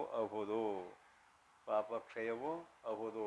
ಏನು ಪಾಪ ಮಾಡಿರ್ತೇವಲ್ಲ, ಸ್ವಾರ್ಥ ಬುದ್ಧಿಯಿಂದ ಏನೇನು ಮಾಡಿರ್ತೇವೋ ಅದು ಪಾಪ. ಪಾಪ ಅಂದ್ರೆ ಎಲ್ಲಾರು ಹೊರಗೆ ಹೋಗಬೇಡ್ರಿ. ಸ್ವಾರ್ಥ ಬುದ್ಧಿಯಿಂದ ನಾವು ಮಾಡೋದೆಲ್ಲವೂ ಪಾಪ, ಅದು ಕ್ಷಯ ಆಗ್ತದೆ. ಪಾಪ ಅಂದ ಕೂಡಲೇ ಇನ್ನೊಬ್ಬರನ್ನ ಬಡಿ ಹೊಡಿ ಇದಲ್ಲ, ಇನ್ನೊಬ್ಬರ ವಸ್ತು ಕಳವು ಮಾಡು ಇದಲ್ಲ. ಪಾಪ ಅಂದ್ರೆ ಸ್ವಾರ್ಥ ಬುದ್ಧಿಯಿಂದ ಮಾಡುವುದೆಲ್ಲವೂ ಪಾಪ, ಅದು ಕಡಿಮೆ ಆಗ್ತದೆ. ಸ್ವಾರ್ಥ ಬುದ್ಧಿ ಕಡಿಮೆ ಆಗ್ತದೆ ಅಂತ ಇದರ ಅಭಿಪ್ರಾಯ, ಮತ್ತೇನಿಲ್ಲ. ಪುದಿದ ಪಾಪ ಕ್ಷಯವು ಅಹುದು ಅಸುರೋಧನವು ಅದರಿಂದ ಯೋಗಿಗೆ ಕರಣೀಯ. ಅದರಿಂದ ಯೋಗಿಗೆ ಅಸುರೋಧನವು ಕರಣೀಯ ಅಂತ ಅನ್ವಯ. ಆದ್ದರಿಂದ ಯಾರು ಯೋಗಿಗಳು ಆಗಬೇಕೆಂಬುವ ಇಚ್ಛೆಯುಳ್ಳವರಾಗಿದ್ದಾರೆಯೋ ಅವರು ಪ್ರಾಣವಾಯುವನ್ನು ತಡೆ ಹಿಡಿಯಲಿಕ್ಕೆ ಬೇಕು ಅಂತ ಇದರ ಅಭಿಪ್ರಾಯ. ಅಸುರೋಧನವು ಕರಣೀಯ. ಈ ರೀತಿಯಾಗಿ ಈ ಪದ್ಯದಲ್ಲಿ ಈ ವಿಷಯವನ್ನು ಹೇಳುತ್ತಾ ಕರಣೀಯ ಆಯಿತು. ಮುಂದಿನ ನೋಡ್ರಿ, ಯಮವಾದಿಯಾದ 4 ಇವು ಬಾಹ್ಯವೆನಿಸುವ ಯಮ ನಿಯಮ ಆಸನ ಪ್ರಾಣಾಯಾಮ. ಇವು ಬಾಹ್ಯ, ಹೊರಗೆ, ಇವು ಹೊರಗಿನ ವಿಷಯ ಆಯ್ತದು. ಬಾಹ್ಯವೆನಿಸುವ ಈ ಕ್ರಮದಿಂದ ಇವನು ಮಾಡೇ, ಮೇಲೆ ಹೇಳಿದ ಕ್ರಮದಿಂದ ಮಾಡಿದ್ದೇ ಆದರೆ ಮತಿ ಶುದ್ಧಿ ಸಮನಿಪುದು, ಅದರಿಂದೇ ನಿಜಬೋಧೆ ದೃಢಬಹುದು. ಅಮಳೆಯೆಂದುವದನೆ ನಂಬಿದು ಸತ್ಯ. ಮತ್ತು ಅದನ್ನು ಹೇಳಿದರು. ಅಮಳೆಯೆಂದುವದನೆ, ಪೂರ್ಣಚಂದ್ರನ ಕಳೆಯುಳ್ಳಂತಹ ಮುಖವುಳ್ಳವಳೆ, ಪೂರ್ಣಚಂದ್ರನಂತಹ ಮುಖವುಳ್ಳವಳೆ. ಇದು ಅಲಂಕಾರಿಕ ಸಂಬೋಧನೆ ಅಂತ ಹೇಳಿರ್ತೇನೆ ಆಗಾಗ. ಪೂರ್ಣಚಂದ್ರನ ಸ್ವರೂಪ ಮುಖ ಕಮಲ ಇದೆ ಅಂತ ಹೇಳ್ತಾರೆ. ಅದನ್ನು ಇಲ್ಲಿ ಸಂಬೋಧನೆ ಮಾಡಿದ್ದಾರೆ. ನೋಡೋಣ. ಯಮವು ಆದಿಯಾದ, ಯಮ ನಿಯಮ ಆಸನ, ಇದು ನಾಲ್ಕನೇದು ಪ್ರಾಣಾಯಾಮ. ಯಮವು ಆದಿಯಾದ ನಾಲ್ಕು ಇವು ನಾಲ್ಕು ಹೇಳಿದಂತಹ ನಾಲ್ಕು ಬಾಹ್ಯವು ಏನಿಪವು ಇವು ಹೊರಗೆ, ಅಂದರೆ ಸ್ಥೂಲ ಶರೀರದಲ್ಲಿ ಅಂತ ಅಭಿಪ್ರಾಯ. ಏನಿಪವು ಈ ಕ್ರಮದಿಂದ ಅವನು, ಈ ಕ್ರಮವಾಗಿ ಅಂದರೆ ಹೇಳಿದ ಕ್ರಮವಾಗಿ ಅವನು ಮಾಡಿದ್ದೇ ಆದರೆ ಮತಿ ಶುದ್ಧಿ ಸಮನಿಪದು, ನಿನ್ನ ಅಂತಃಕರಣ ಶುದ್ಧ ಆಗ್ತದ ಅಂತ. ಅಂತಃಕರಣ ಶುದ್ಧ ಆಯ್ತಂದ್ರೆ ಮುಂದೆ ಬರೀತಾರೆ ಸಮನಿಪದು. ಅದರಿಂದ ನಿಜಬೋಧೆ ಆತ್ಮಬೋಧೆ, ನಿಜಬೋಧೆ ಅಂದರೆ ಆತ್ಮಜ್ಞಾನ, ಬೋಧೆ ಅಂದರೆ ಜ್ಞಾನ, ನಿಜ ಅಂದರೆ ಆತ್ಮ. ನಿಜಬೋಧೆ ದೃಢಬಹುದು, ನಾನು ಬ್ರಹ್ಮವೇ ಇದ್ದೇನೆ ಅನ್ನುವುದು ಸುಲಭವಾಗಿ ಸಾಧ್ಯವಾಗುತ್ತದೆ ಅಂತ ಇದರ ಅಭಿಪ್ರಾಯ. ಅಂತಃಕರಣ ಶುದ್ಧ ಆಯ್ತು ಅಂದರೆ, ಮತಿ ಅಂದರೆ ಬುದ್ಧಿ ಶುದ್ಧ ಆಯ್ತು ಅಂದ್ರೆ ಅಂತಃಕರಣ ಶುದ್ಧ ಆಯಿತು ಅಂತ ಇದರ ಅರ್ಥ. ಅಂತಃಕರಣವು ಶುದ್ಧ ಆಯ್ತಂದ್ರೆ ಯಾವ ಗುರುಗಳ ಮುಖದಿಂದ ತತ್ವಮಸ್ಯಾದಿ ಮಹಾವಾಕ್ಯಗಳನ್ನು ಕೇಳಿದಾಗ ಯಾವ ಅಹಂ ಬ್ರಹ್ಮಾಸ್ಮಿ ಅನ್ನುವಂತಹ ಜ್ಞಾನ ಆಗ್ತದೋ ಅದು ದೃಢ ಆಗ್ತದೆ ಅಂತ ಅಭಿಪ್ರಾಯ. ಸಮನಿಪುದು, ಅದರಿಂದ ನಿಜ ಬೋಧೆ ದೃಢವೂ ಅಹುದು. ಅಮಳೆಂದು ವದನೆ, ಅಮಳ ಮಲರಹಿತವಾದ, ಎಂದು ವದನೆ ಚಂದ್ರನಂತಹ ಮುಖವುಳ್ಳವಳೆ ಅಂತ ಇದರ ಅಭಿಪ್ರಾಯ. ಅರ್ಥಾತ್ ಮೈತ್ರೇಯಿಯು ಅಷ್ಟೇ ಶುದ್ಧಳಾಗಿದ್ದಳು ಅಂತ ಇದರ ಅಭಿಪ್ರಾಯ. ಅದರ ಜೊತೆಗೆ ಸಾಧಕರು ಕೂಡ ಶುದ್ಧರಾಗಿದ್ದರೆ ಮಾತ್ರ ಫಲ ಸಿಗ್ತದೆ, ವಕ್ರವಿಲ್ಲದಿಂದ ಮೊದಲೇ ಹೇಳಿದ್ದಾರೆ. ಕಪಟವಿಲ್ಲದೆ, ವಕ್ರವಿಲ್ಲದೆ, ಒಳಗೆ ಹೊರಗೆ ಒಂದೇ ಭಾವನೆಯಿಂದ ಕೂಡಿಕೊಂಡು ಸಾಧನೆ ಮಾಡುವವರಿಗೆ ಬ್ರಹ್ಮಜ್ಞಾನದ ಪ್ರಾಪ್ತಿಯಾಗುವುದಕ್ಕೆ ಬೇಕಾಗಿರುವ ಅಂತಃಕರಣ ಶುದ್ಧಿಯು ಈ ಪ್ರಾಣಾಯಾಮದಿಂದ ಆಗುತ್ತದೆ ಅಂತ ಒಂದು ಅಭಿಪ್ರಾಯ ಇಲ್ಲಿ ಮೂಡಿ ಬಂತು. ಮುಂದಿನ ಸೂತ್ರದಲ್ಲಿ ಏನು ಹೇಳ್ತಾರೆ ನೋಡೋಣ. ಇಲ್ಲಿ ಹೆಚ್ಚಿಗೆ ವಿಶ್ಲೇಷಣೆ ಮಾಡುವಂಥ ಕೆಲಸ ಏನೂ ಇಲ್ಲಿ ಏನಾದರೂ ಇದ್ರೆ ವಿಶ್ಲೇಷಣೆ ಮಾಡಬೇಕು, ಏನೂ ಇಲ್ಲ ಇಲ್ಲಿ. ಅವ್ರು ಹೇಳಿದ ಕ್ರಮದಲ್ಲಿ ಪ್ರಾಣಾಯಾಮವನ್ನು ಮಾಡುವುದಷ್ಟೇ ನಮ್ಮ ಕರ್ತವ್ಯ. ಹೊರಗಿನ ವಿಷಯದೊಳು ಎರಗಿದ ಮನವನು ನೆರೆ ತೆಗೆಯದನಿಗೆ ಅಹುದೇ ಮುಕ್ತಿ. ಈಗ ಒಳಗಿಂದ ಬರ್ತಾರೆ ಪ್ರತ್ಯಾಹಾರ, ತನು ಪ್ರತ್ಯಾಹಾರ, ಇಂದ್ರಿಯ ಪ್ರತ್ಯಾಹಾರ, ಮನ ಪ್ರತ್ಯಾಹಾರ ಈ ಸೂತ್ರದಲ್ಲಿ ಹೇಳ್ತಾರೆ. ನೋಡೋಣ ಹೇಗೆ ಯಾವ ರೀತಿಯಿಂದ ಹೇಳ್ತಾರೆ. ಹೊರಗಿನ ವಿಷಯದಳು, ಹೊರಗಿನ ವಿಷಯ ಅಂದ್ರೆ ಅವ 5 ಮುಖ್ಯವಾಗಿ ರೂಪ, ರಸ, ಗಂಧ, ಶಬ್ದ, ಸ್ಪರ್ಶ. 6ನೇ ವಿಷಯ ಇಲ್ಲ. ಇರುವ 5 ವಿಷಯ ನೀವು ಯಾವುದಾರ ತಗೊಳ್ರಿ, ಅದು ರೂಪದಲ್ಲಿರೋ ಅಂತಃಪಾತ ಆಗ್ತದೆ, ಅದು ರಸದಲ್ಲಿ ಯಾರು ಅಂತಃಪಾತಿ ಆಗ್ತದೆ, ಗಂಧದಲ್ಲಿ ಆದರೂ ಆಗ್ತದೆ, ಸ್ಪರ್ಶದಲ್ಲಿ ಆದರೂ ಆಗ್ತದೆ. 5 ವಿಷಯಗಳನ್ನು ಬಿಟ್ಟರೆ 6ನೆಯ ವಿಷಯ ಯಾವುದೂ ಇಲ್ಲ. ಒಳ್ಳೆ ಬಟ್ಟೆ ತೊಡ್ತೀರಿ, ರೂಪಕ್ಕೆ ಮರಳಾಗಿ. ಬಂಗಾರ ಖರೀದಿ ಮಾಡ್ತೀರಿ, ರೂಪಕ್ಕೆ ಮರಳಾಗಿ. ಅದನ್ನು ತಿನ್ನಕ್ಕೆ ಬರ್ತೈತೆ, ಉಣ್ಣಕ್ಕೆ ಬರ್ತೈತೆ, ಬಂಗಾರ ಬರೋದಿಲ್ಲ, ರೂಪಕ್ಕೆ ಮರಳಾಗಿ ಖರೀದಿ ಮಾಡ್ತೀರಿ. ಹೀಗೆ ರೂಪದಲ್ಲಿ ಬಹಳಷ್ಟು ವಿಷಯಗಳು ಅಂತಃಪಾತಿ ಆಗ್ತಾವೆ. ರಸದಲ್ಲಿ 6 ವಿಧವಾದ ರಸ ಅಂತೂ ಇದೆ. ಮಧುರ, ಆಮ್ಲ, ಲವಣ, ಕಟು, ಕಷಾಯ, ತೆಕ್ತ, ಭೇದಾತ್ ಅಂತ. ಇಲ್ಲಿ ರೂಪಗಳು 7 ಇದಾವೆ. ಬಣ್ಣ 7 ಬಣ್ಣ, 7 ಬಣ್ಣ ಕೂಡಿ ಬಿಳಿಯ ಬಣ್ಣವಾಯಿತು ಅಂತ ಹಾಡಿದ್ದಾರೆ. ಶುಕ್ಲ, ಪೀತ, ನೀಲ ಇತ್ಯಾದಿ 7 ಬಣ್ಣಗಳನ್ನ ಇದ್ದಾರೆ. ನಮಗೆಲ್ಲ ಇದಾವಲ್ಲ, ಕರಗ, ಕೆಂಪಗ, ಬೆಳಗ, ಹಸಿರ, ನೀಲಿ, ಕೆಂಪು, ಕೇಸರಿ, ಸ್ವಚ್ಛ, ಬಿಳಿದು, ಇವೆಲ್ಲವೂ ಬಣ್ಣಗಳು. ಇಂತಹ ವಿಷಯಗಳು ನೀವು ವಿಚಾರ ಮಾಡಿದರೆ 5ರಲ್ಲಿ ಅಂತಃಪಾತಿ ಆಗ್ತಾವೆ. ರೂಪ, ರಸ, ಗಂಧ, ಶಬ್ದ, ಸ್ಪರ್ಶ. 6ನೇ ವಿಷಯ ಇಲ್ಲ ಅಂತ ಆಯಿತು. ಅದನ್ನು ಬರೀತಾರೆ ಇಲ್ಲಿ. ಹೊರಗಿನ ವಿಷಯದಳು ಎರಗಿದ ಮನವನು, ಸುಮ್ಮನೆ ಒಂದು ದೃಷ್ಟಾಂತ ಮಾಡ್ತೇನೆ ರೀ. ಹೊರಗೆ ಯಾಕೆ ಮನಸ್ಸು ಹೆಚ್ಚಿರ್ತದಂತೇಳಿ. ನೆರೆ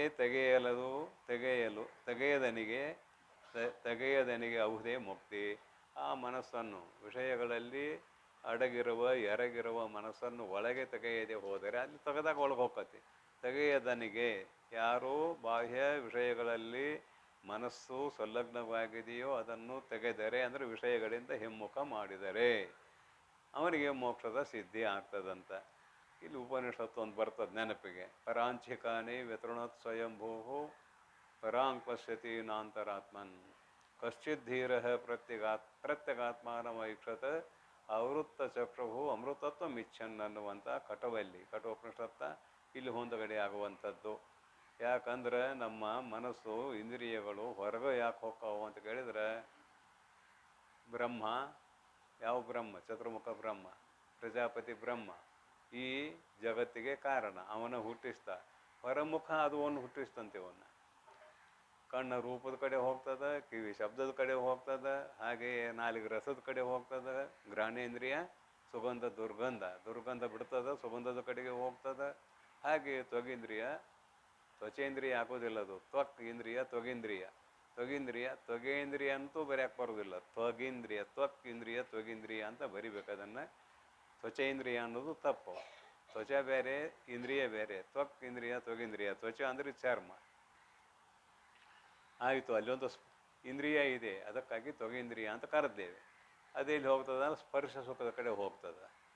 ಹೀಗೆ ಹೊರಮುಖವಾಗಿರುವಂತಹ ಇಂದ್ರಿಯಗಳು ವಿಷಯಗಳಲ್ಲಿಯೇ ರಮಮಾನ, ಇಂದ್ರಿಯಗಳು ಮತ್ತು ಮನಸ್ಸು ವಿಷಯಗಳಲ್ಲಿ ರಮಮಾನ ಮಾಡುತ್ತಾ ಬಂದಿವೆ. ಮನಸ್ಸಲ್ಲಿ ಹೋಯ್ತಂದ್ರೆ ಇಂದ್ರಿಯ ಕೂಡ ಅಲ್ಲಿ ಹೋಗಿರ್ತದಂತ ಅಭಿಪ್ರಾಯ ಸಹಜವಾಗಿ ಎಲ್ಲರಿಗೂ ತಿಳಿಯುವಂಥದ್ದು. ಮನ ಏವ ಮನುಷ್ಯಾಣಂ ಕಾರಣಂ ಬಂಧ ಮೋಕ್ಷಯೋಹೋ. ನಿಮ್ಮ ಎಲ್ಲ ವ್ಯವಹಾರಕ್ಕೂ ಮನಸ್ಸೇ ಕಾರಣ. ಲೋಕದ ಚೇಷ್ಟೆಗೆ ರವಿಯು ಬೀಜವಾದಂತೆ ಕರ್ಣಂಗಳ ಚೇಷ್ಟೆಗೆ ಮನವೇ ಬೀಜವಾಗಿ ಹೋದು ಅಂತ ವಚನಕಾರರಲ್ಲಿ ಅಕ್ಕ ಹೇಳಿದ ಮಾತು. ಹೀಗೆಲ್ಲ ವಿಚಾರ ಮಾಡಿದಾಗ ನಮ್ಮ ಮನಸ್ಸಾಗಲಿ ಇಂದ್ರಿಯಗಳಾಗಲಿ ಆತ್ಮನ ಕಡೆ ಮುಖ ಆಗೋದಿಲ್ಲ, ಹೊರಗೆ ಹೋಗ್ತಿರ್ತಾವೆ. ದೃಷ್ಟಾಂತ ಮಾಡ್ತೇನೆ ಅಂತ ಹೇಳಿ ನಿಮಗೆ. ನಿಮ್ಮ ಮನಸ್ಸಿಗೆ ಜಪ ಮಾಡೋಕೆ ಹಚ್ರಿ, ಎಷ್ಟೊತ್ತಿರ್ತದೆ? ಆತ್ಮಾಕಾರ ವೃತ್ತಿಯಲ್ಲಿ ನಿಮ್ಮ ಮನಸ್ಸನ್ನು ಹಿಡಿದಿಟ್ಟುಕೊಂಡು, ಬೇಡ ನಿಮ್ಮ ಗುರುಗಳ ಫೋಟೋ ಎದುರಿಗೆ ಇಟ್ಕೊಂಡು ಅದನ್ನು ನೋಡ್ಕೋತ ನಿಮ್ಮ ಮನಸ್ಸನ್ನು ಅಲ್ಲೇ ದೃಢೀಕರಿಸಿ ಜಪ ಮಾಡಿರಿ.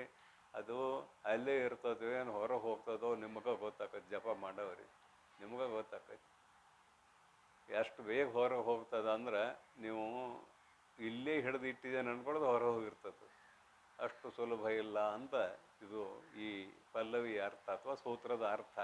ಅದಕ್ಕಂತಾರೆ ವಿಷಯಗಳಲ್ಲಿ ರಮಮಾನ ಮಾಡುತ್ತಿರುವಂತಹ ಮನಸ್ಸನ್ನು ಎಳೆದುಕೊಂಡು ಅವುಗಳಿಂದ ಬಿಡುಗಡೆಗೊಳಿಸಿ ಒಳಮುಖ ಮಾಡದಿದ್ದರೆ ಸಾಧನೆ ಮಾಡಲಿಕ್ಕೆ ಆಗುವುದಿಲ್ಲ ಅಂತಿದ್ರ ಅಭಿಪ್ರಾಯ. ಇದನ್ನು ವಿಚಾರ ಮಾಡಿದಾಗ ಎಷ್ಟು ಜನರು ನಾವು ಸಾಧಕರು ಅಂತರ್ಮುಖಿಗಳಾಗಿದ್ದೇವೆ? ಇದು ಪ್ರಶ್ನೆ ನಮಗೆ ನಾವು ಮಾಡಿಕೊಳ್ಳೋದು. ಎಷ್ಟು ಅಂತರ್ಮುಖಿಗಳಾಗಿದ್ದೇವೆ? ಒಂದು ದಿವಸದಲ್ಲಿ ನಮ್ಮ ಈ ಇಂದ್ರಿಯಗಳು ಮನಸ್ಸು ಎಷ್ಟು ಒಳಮುಖ ಆಗಿವೆ, ಎಷ್ಟು ಸಮಯ ಒಳಮುಖ ಆಗಿವೆ, ಇನ್ನೆಷ್ಟು ಸಮಯ ಹೊರಗಿನ ಪದಾರ್ಥಗಳಲ್ಲಿ ಸಂಚರಿಸುತ್ತಿವೆ ಅಂತ ಪ್ರತಿಯೊಬ್ಬ ಸಾಧಕ ತನಗೆ ತಾನೇ ಅಭ್ಯಾಸ ಮಾಡೋದು. ಇದು ಆತ್ಮಪುರಾಣ, ಇನ್ನೊಬ್ಬರಿಗೆ ಹೇಳೋದಲ್ಲ. ನಂಬದು ನಮಗೆ ಅನ್ವಯ, ನಿಮಗೆ ಅನ್ವಯ. ಆತ್ಮಪುರಾಣ ಇದು. ಅದಕ್ಕಾಗಿ ಬರೀತಾರೆ. ಅದು ಸುಮ್ಮನೆ ಪ್ರಾಣಾಯಾಮ ಸುಲಭ. ಅದು ಇದು ಒಳಗೆ ಹೋಗೋದು ಬಂತಂದ್ರೆ ಬಸ್ ಶುರು ಆಯ್ತು ನೋಡ್ರಿ. ಹೊರಗಂದ್ರೆ ಅದು ಮೊದಲು ಹೊರಗೆ ಹೋಗೋದು ಅಭ್ಯಾಸ ಇದೆ. ಅದು ಕಶ್ಚಿತ್ ಧೀರ ಪ್ರತ್ಯಗಾತ್ಮಾನಮೈಕ್ಷತ್. ಅವನಿಗೆ ಧೀರ ಅಂತ ಕರೀತಾರೆ. ಮನ ಇಂದ್ರಿಯಗಳನ್ನು ಗೆದ್ದವನೇ ಶೂರ, ಅವನೇ ಧೀರ. ಉಳಿದವ್ರು ಯಾರೂ ಧೀರರಲ್ಲ.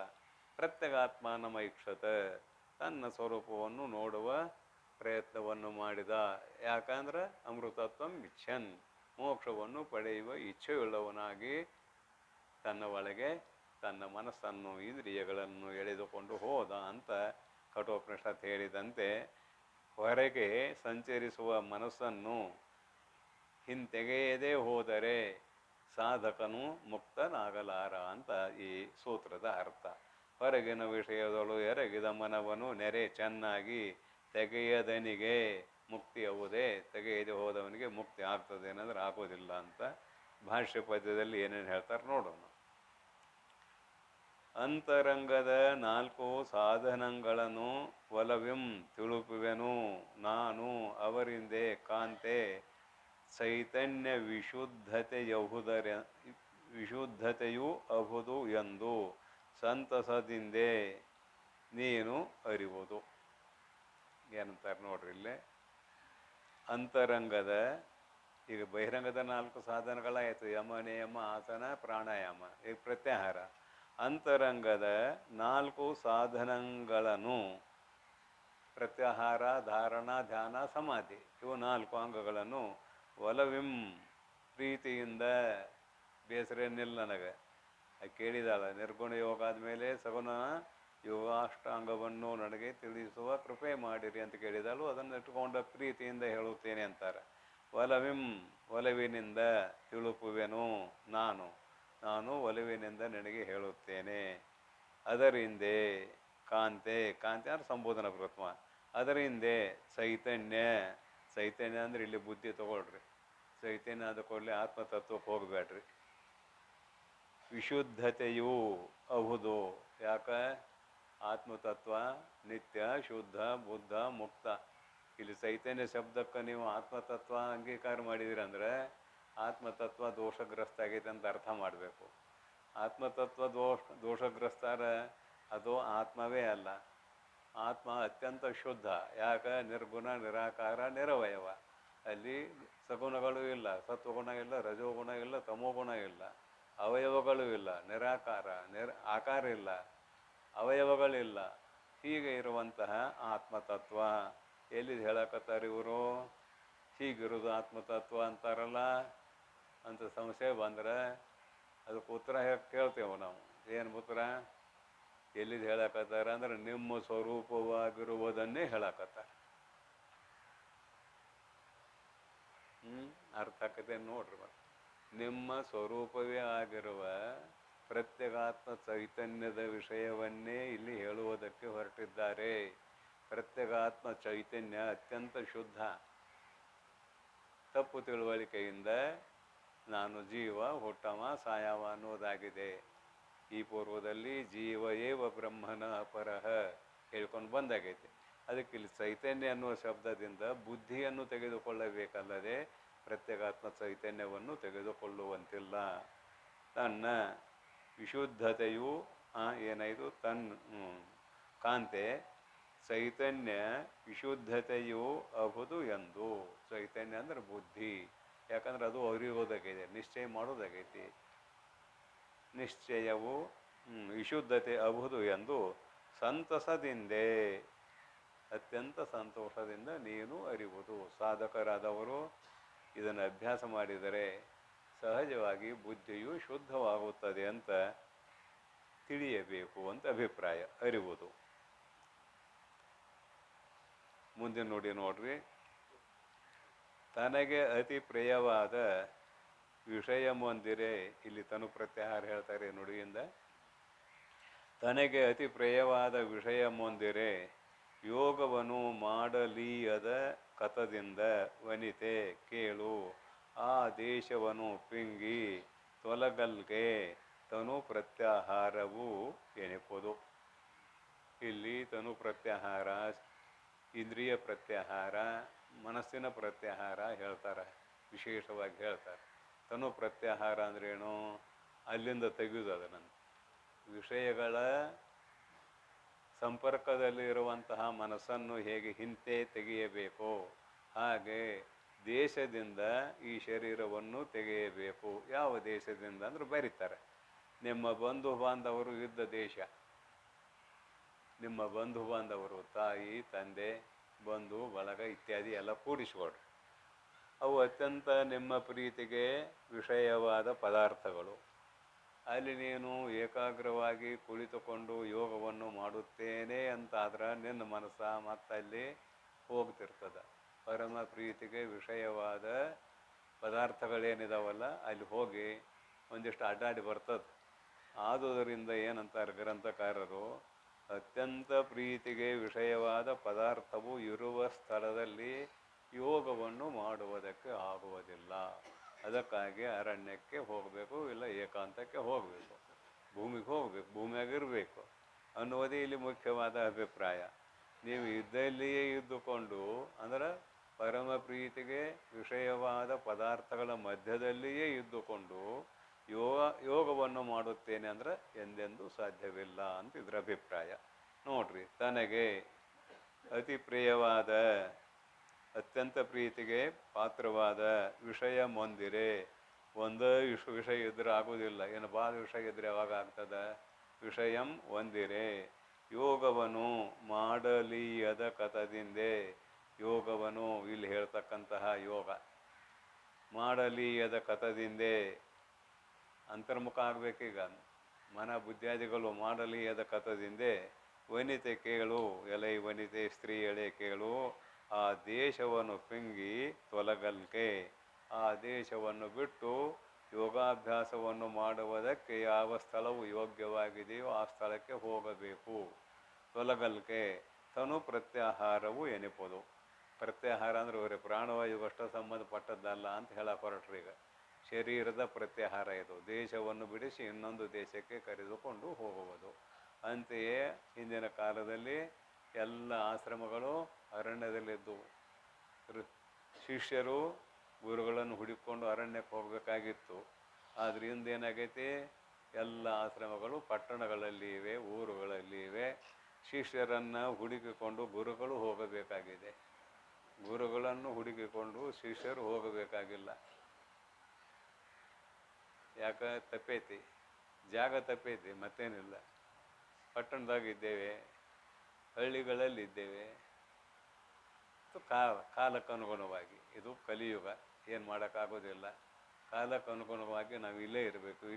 ಇಲ್ಲಿಲ್ಲದೆ ಹೋದರೆ ಇಂದು ಅರಣ್ಯ ಪ್ರದೇಶ ಸಂಪದ್ಭರಿತ ಆಗಿಲ್ಲ, ಹಣ್ಣು ಹಂಪಲುಗಳಿಂದ ಕೂಡಿಕೊಂಡಿಲ್ಲ. ರಾಜ ಮಹಾರಾಜರು ಸ್ವಾರ್ಥಗಳಾಗಿದ್ದಾರೆ, ನಮ್ಮನ್ನು ಆಳುವವರು. ಅವರಿಗೆ ಇದು ಬೇಕಾಗಿಲ್ಲ, ಅಧ್ಯಾತ್ಮ ಬೇಕಾಗಿಲ್ಲ ಅವರಿಗೆ, ಕೇವಲ ಕುರ್ಚಿ ಬೇಕಾಗೈತೆ ಅವರಿಗೆ. ಹಿಂದಿನ ಕಾಲದಲ್ಲಿ ರಾಜ ಮಹಾರಾಜರುಗಳ ಆಶ್ರಯ ಇತ್ತು ಸನ್ಯಾಸಿಗಳಿಗೆ. ಕಾಡ ಪ್ರಾಣಿಗಳಿಂದ ತೊಂದರೆಗೆ ಒಳಗಾದಾಗ ಆ ರಾಜನಿಗೆ ಹೇಳ್ತಿದ್ರು ಅವರು, ಹೀಗಾಗಿದೆ ಅಂತ. ರಾಜ ಅವನ್ನೆಲ್ಲ ನಿವಾರಣೆ ಮಾಡ್ತಿದ್ದ. ಹಾಗೆಯೇ ಅರಣ್ಯದಲ್ಲಿ ಹಣ್ಣು ಹಂಪಲುಗಳ ಕೊರತೆಯಾದರೆ ರಾಜನಿಗೆ ನಿವೇದನೆ ಮಾಡ್ತಿದ್ರು. ರಾಜ ಅವರಿಗೆಲ್ಲ ದವಸ ಧಾನ್ಯಗಳನ್ನು ಕಳಿಸ್ತಿದ್ದ. ಹಿಂದ್ಯಾರು ಕಳಿಸ್ತಾರೋ ಎಂದಾಗೋದಿಲ್ಲ. ಅದಕ್ಕಾಗಿ ನಾವು ಅರಣ್ಯದಲ್ಲಿ ಇಲ್ಲ, ಊರಲ್ಲಿ ಇದ್ದೇವೆ. ಶಾಸ್ತ್ರದ ಪ್ರಕಾರ ಮಾತಾಡೋದಾದ್ರೆ ನಾವೆಲ್ಲ ಭಾಳ ದೂರ ಇದ್ದೇವೆ, ಏನು ಮಾತಾಡೋಕ್ಕಾಗೋದಿಲ್ಲ. ಶಾಸ್ತ್ರದ ಪ್ರಕಾರ ಮಾತಾಡಿದ್ವಿ ಅಂದ್ರೆ ನೀವು ದೂರಿದ್ದೀರಿ, ನಾವು ದೂರಿದ್ದೇವೆ. ಶಾಸ್ತ್ರಕ್ಕೆ ವರಿಗೆ ಹೈಸಿದ್ದೀವಿ ಅಂದ್ರೆ ನಾವು ಭಾಳ ದೂರಿದ್ದೇವೆ. ಆದ್ರೆ ಮತ್ತೆ ಮತ್ತೆ ಮಾನವರಾಗಿ ಹುಟ್ಟಿ ಸಾಯುವಂತಹ ಸಂಸ್ಕಾರ ಮಾತ್ರ ಉಂಟಾಗ್ತದಂತ ಇಲ್ಲಿ ಅಂಗೀಕಾರ ಮಾಡಬೇಕಾಗ್ತದೆ. ಇಲ್ಲಿಯೇ ಮೋಕ್ಷ ಆಗ್ತದಂತ ಹೇಳುವುದು ಅಷ್ಟು ಸುಲಭ ಸಾಧ್ಯವಾದ ಮಾತು ಅಲ್ಲ ಅನ್ನುವುದನ್ನು ಸುಮ್ಮನೆ ಸ್ಮರಣೆಗೆ ತಂದು ಕೊಡ್ತೇನೆ ಅಷ್ಟೇ. ನೋಡ್ರಿ, ಇಲ್ಲಿ ತನು ಪ್ರತ್ಯಾಹಾರ ಅಂತ ಆಯಿತು. ಯಾರು ಬಿಟ್ಟು ಹೋಗೋರಿದ್ದೇವೆ? ಒಂದೊಂದು ಆಶ್ರಮ ಕಟ್ಕೊಂಡಿದ್ದೇವೆ, ನಮಗೆ ಬರೋಣ ನಿಮ್ಮನ್ನು ಬಿಡ್ರಿ ಅಂಕ. ಒಂದೊಂದು ಆಶ್ರಮ ಕಟ್ಕೊಂಡಿದ್ದೇವೆ. ಆಶ್ರಮ ಬಿಟ್ಟು ಬೇರೆ ಕಡೆ ಹೋಗ್ತೇವನ? ಹೋಗೋದಿಲ್ಲ. ಆ ಆಶ್ರಮದಲ್ಲಿ ನಿಮಗೇನೂ ಪ್ರೀತಿಗೆ ಪಾತ್ರವಾದ ವಿಷಯವೂ ಇಲ್ಲದಂತೆ ನೋಡಿಕೊಳ್ಳುವುದು ನಿಮ್ಮ ಕರ್ತವ್ಯ. ಹಾಗಿದ್ರೆ ನಿಮ್ಮ ಆಶ್ರಮದಲ್ಲಿ ನೀವು ಇರ್ರಿ. ಮತ್ತು ಅಲ್ಲಿ ಪ್ರೀತಿಗೆ ಪಾತ್ರ ಆದ ವಿಷಯಗಳು ಬಂದವು, ಅದನ್ನು ಬಿಟ್ಟು ಹೋಗ್ರಿ ಅನ್ನುವುದು ಶಾಸ್ತ್ರದ ಆಜ್ಞೆ ಇದೆ. ಎಷ್ಟು ಮಂದಿ ಇದ್ರೆ ನಾವು ಸಾಧಿಸ್ತೇವೆ ಅಂತ ಕೇಳಿದ್ರೆ ಇನ್ನಷ್ಟು ಆಶ್ರಮದಾಗ ಗಂಟು ಬೀಳವ್ರು ನಾವು. ಹೊರಗೆ ಹೋಗೋದು ಎಲ್ಲಿದೆ? ಆಗೋದಿಲ್ಲ. ಅದಕ್ಕೆ ಏನಾಗ್ತದಪ್ಪ ಅಂದ್ರೆ ಈ ಹೇಳುವ ಕೇಳುವುದು ವ್ಯರ್ಥ ಆಗ್ತದಂತ ಅರ್ಥ ಮಾಡಬೇಡ್ರಿ. ಅಧ್ಯಾತ್ಮ ಸಂಸ್ಕಾರ ನಮ್ಮಲ್ಲಿ ನಮಗೆ ಗೊತ್ತಾಗದಂತೆ ಬೆಳೆಯುತ್ತದೆ ಅಂತ ಮುಖ್ಯವಾದ ಅಭಿಪ್ರಾಯ. ಈಗ ಇದ್ದ ಹಾಗೆ ಹೇಳಿದಾಗ ಏನು ಅನ್ನಿಸ್ತದೆ, ಇದೇನಪ್ಪ ಮತ್ತು ಶಾಸ್ತ್ರ ಯಾಕೆ ಕೇಳಬೇಕು, ಸಮಯ ಯಾಕೆ ವೇಸ್ಟ್ ಮಾಡಬೇಕು ಅಂತ ಅನಿಸುವ ಭಾವನೆ ಬರಬಹುದು. ಆದರೆ ನಮಗೆ ಗೊತ್ತಾಗದಂತೆ ಸಂಸ್ಕಾರ ಆಗ್ತದೆ. ಅದು ಹೇಗೆ? ನೀವು ಕನ್ನಡ ದೇಶದಲ್ಲಿ ಕರ್ನಾಟಕದಲ್ಲಿ ಹುಟ್ಟಿದ್ರೆ ನಿಮಗೆ ಗೊತ್ತಾಗದಂತೆ ಕನ್ನಡ ಭಾಷೆಯ ಸಂಸ್ಕಾರ ಆಗ್ತದೆ. ಸಣ್ಣ ಮಕ್ಕಳಿದ್ದಾಗ ನೀವು ಕಲಿಬೇಕಂತೀರೇನ? ಇಲ್ಲ. ಅದು ಕೇಳಿ ಕೇಳಿ ಕೇಳಿ ಕೇಳಿ ಅದು ಸಂಸ್ಕಾರ ಹೇಗಾಗುತ್ತದೆಯೋ ಆ ಸಂಸ್ಕಾರದ ಬಲದಿಂದ ಮಾತನಾಡಿ ಕಲ್ತೀವಿ ಕನ್ನಡ ಭಾಷೆ. ಮಹಾರಾಷ್ಟ್ರದಲ್ಲಿ ಹುಟ್ಟಿದ್ರೆ ಮರಾಠಿ, ಉತ್ತರ ಪ್ರದೇಶದಲ್ಲಿ ಹುಟ್ಟಿದರೆ ಹಿಂದಿ, ತಮಿಳುನಾಡಿನಲ್ಲಿ ಹುಟ್ಟಿದರೆ ತಮಿಳು, ತೆಲುಗು ಇತ್ಯಾದಿ ಭಾಷೆಗಳಲ್ಲಿ ಆ ಭಾಷೆಗಳ ದೇಶದಲ್ಲಿ ಹುಟ್ಟಿದಾಗ ಆ ಭಾಷೆಯ ಸಂಸ್ಕಾರವು ನಮಗೆ ಗೊತ್ತಾಗದಂತೆ ಹೇಗೆ ನಮ್ಮೊಳಗೆ ಪ್ರವೇಶ ಮಾಡುತ್ತದೆಯೋ ಇದು ದೃಷ್ಟಾಂತ. ಹಾಗೆ ಈ ಶಾಸ್ತ್ರದ ಚಿಂತನೆ ಮಾಡೋಣದರಿಂದ ನಮಗೆ ಗೊತ್ತಾಗದಂತೆ ಅಧ್ಯಾತ್ಮ ಸಂಸ್ಕಾರವು ತನ್ನಷ್ಟಕ್ಕೆ ತಾನೇ ಬೆಳೆಯುತ್ತಾ ಹೋಗುತ್ತದೆ. ಅದಕ್ಕಾಗಿ ಅನೇಕ ಜನ್ಮ ಸಂಸಿದ್ಧ ತಥೋ ಯಾತಿ ಪರಾಂಗತಿಂ. ಶಾಸ್ತ್ರದ ಪ್ರಕಾರ ಮಾತಾಡಂದ್ರೆ ನಾವು ಗಾಡಿ ಹತ್ತಬಾರ್ದು. ಗಾಡಿ ಹತ್ತಿದ್ರೆ ಭ್ರಷ್ಟರಾದೀವಿ. ಹಣ ಮುಟ್ಟಬಾರದು. ಹಣ ಮುಟ್ಟಿದ್ರೆ ಭ್ರಷ್ಟರಾದೀವಿ. ನಾವು ಎಲ್ಲಿ ಬಿಡ್ತೇವೆ? ಹಣ ಮುಟ್ಟೋದು ಬಿಟ್ಟಿದ್ದೇವ? ಗಾಡಿ ಹತ್ತದು ಬಿಟ್ಟಿದ್ದೇವ. ಗಾಡಿ ಇಲ್ದರೆ ಅಡ್ಡಾಡೋಕ್ಕಾಗೋದಿಲ್ಲ. ಈಗ ನಾವು 100-150 ಕಿಲೋಮೀಟ್ರ್ ಹೆಚ್ಚು ಕಡಿಮೆ ಇಲ್ಲಿಗೆ ಬರಬೇಕು, ನಡ್ಕೊತ ಬರೋಕ್ಕಾಕತಿ ಆಗೋದಿಲ್ಲ. ಅದಕ್ಕಾಗಿ ಕಾಲಕ್ಕೆ ಅನುಗುಣವಾಗಿ ನಾವು ಹೊಂದ್ಕೊಂಡು ಹೋಗಬೇಕಲ್ಲದೆ ಹಿಂದೆ ಹಂಗೆ ಹೇಳಿದ್ರು ನಾವು ಹಂಗಿರೋಣ ಅಂದ್ರೆ ಉಪವಾಸ ಬಿದ್ದು ಸಾಯೋದಾಗ್ತದೆ, ಸಾಧನೆ ಅಂತೂ ಆಗೋದೇ ಇಲ್ಲ. ಅದಕ್ಕೆ ಹಿಂದೆ ಇದ್ದದ್ದನ್ನು ಎಷ್ಟು ಸಾಧ್ಯವೋ ಅಷ್ಟು ಅನುಷ್ಠಾನ ಮಾಡೋದು. ಸಂಪೂರ್ಣ ಅನುಷ್ಠಾನ ಮಾಡಲಿಕ್ಕೆ ಆಗೋದಿಲ್ಲ, ಎಷ್ಟು ಸಾಧ್ಯವೋ ಅಷ್ಟು ಅನುಷ್ಠಾನ ಮಾಡುವುದು ಮುಖ್ಯವಾದ ವಿಚಾರ ಅಂತ ಇಲ್ಲಿ ಸಂದರ್ಭಕ್ಕನುಸಾರವಾಗಿ ಇವು 4-6 ಮಾತುಗಳು. ತನು ಪ್ರತ್ಯಾಹಾರ ಹೇಳಿದರು. ಇನ್ನು ಮುಂದಿಂದೇನು ಹೇಳ್ತಾರೆ ನೋಡ್ರಿ. ನಿರ್ಮಲ ನಿರ್ಮಲ ಇದೆ ಜಾತ್ರೆ ಐತೇನೆ ಕರೆಂಟ.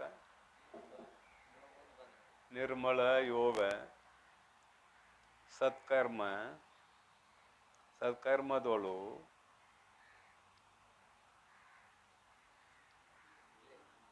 ನಿಲೆ ಬಾಹ್ಯ ಕರ್ಮವೆಲ್ಲವನು ಉಳಿದಿರಲ್ ಅದು ಕರ್ಮೇಂದ್ರಿಯಕ್ಕೆ ಪ್ರತ್ಯಾಹಾರವು ಎಂದು ಅರಿಪದು ಧರ್ಮ ಸಂಪೂರ್ಣ ಮಾನಸೆ ನೀನು. ಅರಿಬೋದು ಅಂತ ಅಲ್ಲಿಗೆ ಅನ್ವಯ ಆಗ್ತದ ನೋಡ್ರಿ. ಈಗ ಇಂದ್ರಿಯ ಪ್ರತ್ಯಾಹಾರ ಹೇಳ್ತಾರೆ, ಕರ್ಮೇಂದ್ರಿಯ ಪ್ರತ್ಯಾಹಾರ ಹೇಳ್ತಾರೆ. ಮೊದಲ ಜ್ಞಾನೇಂದ್ರಿಯ ಪ್ರತ್ಯಾಹಾರ, ಆಮೇಲೆ ನೋಡೋಣ ಈ ಕರ್ಮೇಂದ್ರಿಯ ಪ್ರತ್ಯಾಹಾರ ಅಂತ ಬರೆದಾರೆ. ನಿರ್ಮಲ ಯೋಗ ಅಂದರೆ ಈಗೇನು ಹೇಳಿದಂಥದ್ದು ಸಾಧನೆ ಮಾಡುವುದು ಕರ್ಮೇಂದ್ರಿಯಗಳಿಂದ. ಸತ್ಕರ್ಮ ಶಾಸ್ತ್ರವಿಹಿತವಾದ ಕರ್ಮಗಳಲ್ಲಿ ಇಂದ್ರಿಯಗಳನ್ನು ತೊಡಗಿಸುವುದು ಸತ್ಕರ್ಮದಳು.